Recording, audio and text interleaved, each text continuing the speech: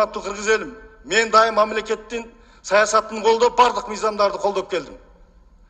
Конституцияны колдодум, кумтөрдү колдодум, бүт баарын колдодум. Желекти колдодум, кемпирабадты колдодум. Эмне үчүн? Сиздерге барганда айтасыңар, президентти колдо деп, Ташиевти колдо деп. Мына колдодум силер айтканды. Мына итөгүндө ушундай болуп атат. Бирок бүгүн орозодо мен силерден кечирим сурап коеюн. Өзүмдү төрөгөн апам, бир туугандарым, эй бала, мына казинону колдоо дегенди карабай, мен мамлекеттин экономикасы, президенттин саясаты, мамлекеттин өнүсү деп колдодум эле. Ошол казинону колдогонум кечирип койгула, урматтуу кыргыз эл. Мен туура эмес кылып койгон экенмин.